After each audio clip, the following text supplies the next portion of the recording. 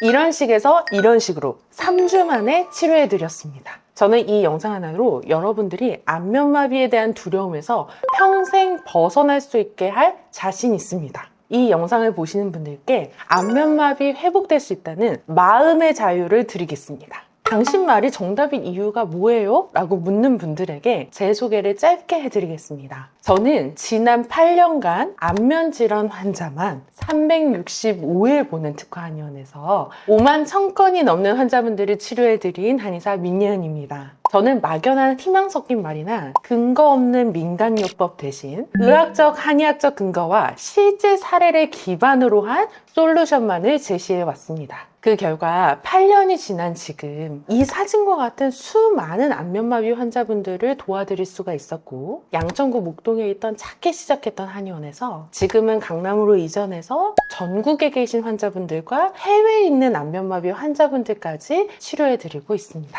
이처럼 압축된 경험과 치료의 결과로 증명되어 온 사람의 말은 들어볼 의미가 있다고 생각합니다. 지금부터 제가 안면마비 환자분을 만났을 때 어떤 치료의 과정을 거쳐서 치료를 하게 되는지 그 노하우를 풀겠습니다. 안면마비가 같은 증상이지만 환자들에 따라서 원인이 너무 다양하기 때문이에요. 안면마비가 발생하는 원인은 특정으로 딱 찝을 수가 없고 몸의 상태에 따라서 다르게 나타나게 되거든요. 그래서 한의사의 문진과 정확한 원인을 진단하고 그에 맞는 해결책을 제시하는 것이 중요해요. 안면마비의 원인은 다양하지만 병리기전은 하나예요. 결국 안면신경이 손상된 거거든요. 안면신경이 염증으로 손상될 수도 있고, 스트레스로 인해서 손상될 수도 있고, 과로로 인해서 손상될 수도 있고, 과도한 음주 때문에 손상될 수도 있어요. 그러니까 이렇게 똑같은 손상이더라고 하더라도 원인이 너무 다양하다 보니까 그 원인을 잘 찾아서 진단하는 것이 중요한 거죠. 안면마비 환자분이 딱 오시면요, 가장 먼저 뇌 안의 문제인지 뇌 안의 문제가 아닌지를 구분해 드려야 돼요. 뇌 안의 문제라면 바로 상급병원 전원해서 브레인 MRI, CT 찍게 하고, 뇌 안이 문제가 아니라 뇌 바깥의 문제라면 제가 주치의가 돼서 치료를 시작하게 됩니다. 말초성이라면요, 안면의 표정 검사를 하게 됩니다. 표정 검사 7가지가 있고요. 이 7가지 표정 검사를 통해서 마비의 정도가 어느 정도의 단계인지 하우스 브렉만 스케일로 진단하게 됩니다. 예를 들어 이 그레이드 1, 그레이드 2, 그레이드 3 이렇게 있는 거죠. 그걸 파악하고 난 다음에는요, 환자의 과거력부터 시작해서 현재 상태를 알아야 돼요. 이전에 어떤 수술력이 있었는지, 이전에 어떤 약물을 먹었었는지, 내가 평소에 가지고 있는 지병은 어떤지, 나에게 대사질환은 없는지, 근래에 안면마비가 오기 전에 어떤 포인트가 있었는지, 이런 것들을 다 확인하고 난 다음에 이 환자에게 사용할 수 있는 처방과 사용할 수 없는 처방을 구분하게 됩니다. 그리고 난 다음에 이 환자를 전신적으로 체열 검사를 시켜요. 왠지 얼굴이 안 좋아서 왔으니까 얼굴만 찍을 것 같잖아요. 근데 그렇지 않아요. 전신의 체열을 다 찍고 난 다음에 실제로 안면의 마비의 순환 정도를 파악하는 것은 당연히 기본이고, 어느 부분에서 불균형이 일어나고 있는지 전신적으로 파악하게 됩니다. 그리고 마지막으로 맥진 검사를 통해서 한의학적인 진단을 통해 몸속에 숨어있는 기능 저하의 원인을 파악하게 됩니다. 보통 이 5가지의 단계를 거쳐서 진단을 내리게 되고요. 이 5가지의 촘촘한 진단 과정을 거쳐서 환자에게 맞춤형, 1:1 맞춤형 치료 계획이 나오게 되는 겁니다. 이 5가지 프로토콜 중에 하나라도 빠뜨리게 되면 살짝 그 솔루션이 정교하지 않게 돼요. 그에 따라서 치료법이 달라지게 된다면 오히려 치료를 우회해서 돌아갈 수 있게 돼서 환자분들 입장에서는 잘 안 낫는다라고 생각할 수 있어요. 어떤 50대 환자분 같은 경우에는 고대 구로병원에 자신의 친구가 있어서 친구가 알아서 다 해주겠지라고 생각하고 초반에 스테로이드 양방치료만 받고 한방치료는 안 받았던 분이 있으셨어요. 근데 그때 처음 왔을 때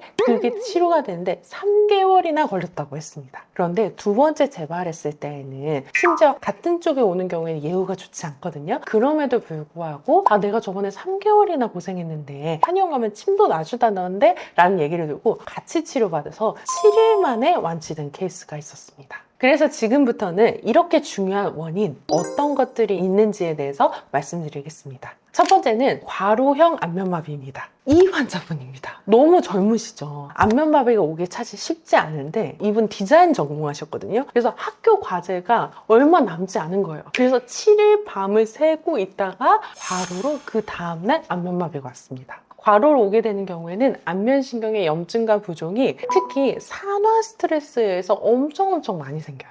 과로형 안면마비 같은 경우에는 급성 배마비에 해당하고요. 이 환자는 치료 1단계, 2단계에 준해서 빠르게 치료했고 당연히 금방 완치됐습니다. 급성 배마비에는요, 신경재생을 도와줄 수 있는 뿌리 부분에 약침을 넣는 것이 상당히 중요하고요. 그리고 전반적으로 과로했으니까 어때요? 몸이 너무 피곤하죠. 그러면 회복할 수 있는 속도를 높여주는 침치료도 있어요. 그래서 그냥 단순 쉬는 것이 아니라 그 침치료와 함께 하게 되면 더 회복되는 속도가 빨라지는 거죠. 그래서 몸의 피로를 빠르게 줄이면서 안면마비를 빠르게 회복시킨 케이스였습니다. 이런 케이스는 어떻게 보면 20, 30대에는 가장 흔한 케이스라고 할 수 있고요. 이런 케이스는 빠르게 잘 나을 수 있습니다. 그러니까 이런 케이스에 해당하는 경우에는 너무 걱정하지 말고 잘 치료받으셨으면 좋겠습니다. 그 다음은 이거와 반대로 진짜 어려운 케이스 하나 보여드릴게요. 이 케이스는요, 안면마비가 온 지 무려 30년이나 된 케이스예요. 이 환자는 30년도 더 됐으니까 사실은 5단계에 해당하죠. 노화와 더불어서 안면에 대한 기능들이 많이 떨어져 있는 상태였습니다. 이 환자가 왜 후유증이 남았을까라고 생각하면 사실은 대상포진으로 인한 안면마비, 람세이 헌트 증후군 때문에 생긴 거거든요. 그래서 이런 특정 신경 자체의 질환으로 인해서 생기는 경우에는 후유증으로 넘어갈 가능성이 높고, 그리고 후유증으로 넘어가서도 치료 방법이 더 이상 없다라고 하고 포기하고 이렇게 오래 지내시다가도, 이 케이스는 30년 된 환자분이지만 실제로 60년 된 환자분도 있으셨거든요. 그렇게 시간이 오래됐다라고 하더라도 치료를 받으면 완벽하게 한 번도 오기 전 상태까지는 아니지만 그래도 훨씬 좋아지십니다. 바로 이렇게요.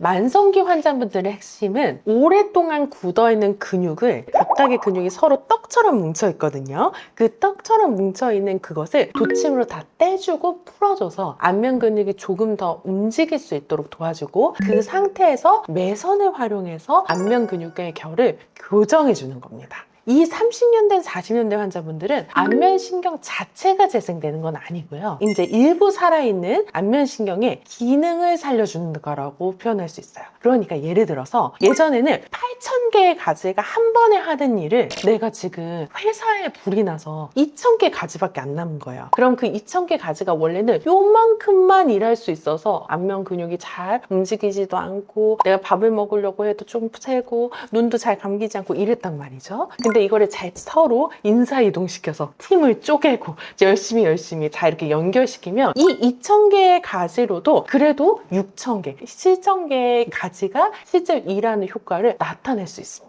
그래서 건강한 근육과 마비가 된 약화된 근육들 서로 연결하기도 하고, 너 이 방향으로 움직여야 돼 라고 하면서 그 실을 걸어줘서 그 방향으로 움직일 수 있도록 탄력과 신호 전달을 주게 되는 거죠. 이러한 이유 때문에 30년이 됐어도 40년이 됐어도 안면마비는 치료할 수 있는 겁니다. 세 번째 이 케이스는요, 불면형 안면마비예요. 그러니까 불면증이 생기고 난 다음부터 생긴 거죠. 우리가 과로형이랑 불면형이 뭐가 다르냐면요, 과로형은요 갑자기 생긴 만큼 염증의 정도가 아주 세지는 않아가지고, 그리고 내가 조금만 쉬어줘도 금방금방 개선이 되니까 빨리 낫거든요. 이 불면형 안면마비는 동일하게 몸의 신경 면역력이 떨어져 생긴 안면마비에도 불구하고 잠을 못 주무시기 때문에 회복 속도가 엄청 더딥니다. 그래서 불면이 원인이 된 안면마비 같은 경우는요, 불면을 개선시켜야 돼요. 그래서 불면에 좋은 약침, 불면에 좋은 한약재 모두 다 동원해서 최대한 환자를 재워야 됩니다. 제가 안면마비 환자분들의 잠 되게 중요하다고 말씀드렸잖아요. 근데 이 환자는 그 중요한 잠이 원인이 돼서 생긴 환자이기 때문에 최대한 잘 수 있도록 몸 전체 컨디션을 이끌어주는 것이 치료의 핵심이었습니다. 그래서 이런 식으로 최종적으로 마무리되고 얼굴만 좋아진 것이 아니라 불면증까지 고쳤어요. 제가 환자분들 많이 보다 보면 그래도 이 세 개의 케이스가 제일 많아요. 과로형, 불면형, 그리고 람세이 헌트 증후군이요. 이 외분만 아니라 안면마비의 원인이 정말 다양하게 있는데 안면마비요, 못 고칠 병 아니에요. 원인을 최대한 잘 찾아서 치료하면 못 고칠 안면마비가 없습니다. 그러니까 너무나 낙담하고 좌절하지 마시고요. 힘을 가지고 원인을 잘 알아볼 수 있는 안면마비 전문가를 찾아가셔서 치료를 잘 받으시길 바랍니다. 혹시 안면마비 후유증 관련해서 도움이 필요하신 분들은 저에게 편하게 아래 댓글 번호로 연락해 주시면 좋겠습니다. 지금까지 안면마비 완치학교의 민예은 원장이었습니다. 감사합니다.